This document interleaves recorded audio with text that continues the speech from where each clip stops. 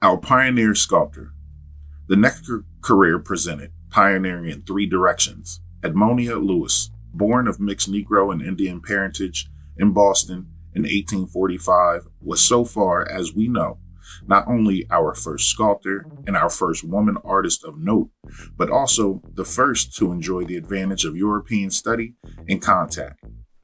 She was introduced by William Lloyd Garrison to a sculptor whose work she admired, and by the time she was 20 in 1865, she was modeling portrait busts of distinction.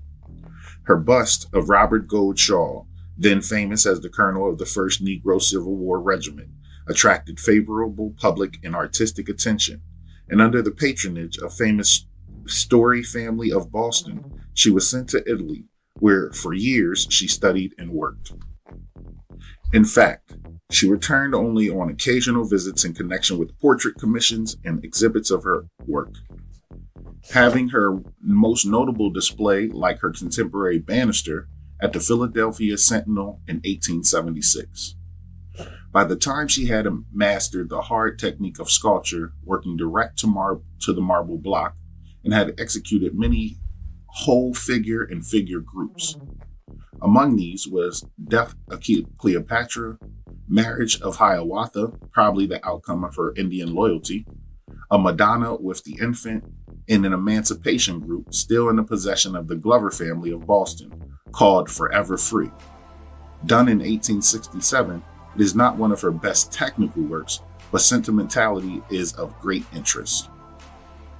It is a portrayal of a muscular, scantily clad Negro free man greeting freedom with uplifted arm and clenched fist, half in confident defiance, half in doubt as he shelters with his right arm the half-kneeling figure of his frail mulatto wife.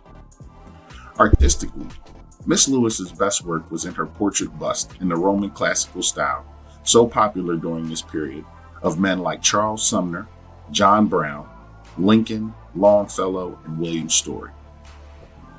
It is known that the Story and the Sumner bust were posed for, and the latter, still in a private collection in Chicago, is probably the best example of her mature style. Contemporary of Miss Lewis was another sculptor from New Orleans, Eugene Warburg, about whom little is known except that he was successful and talented though not genius, and died in Italy after a long residence there.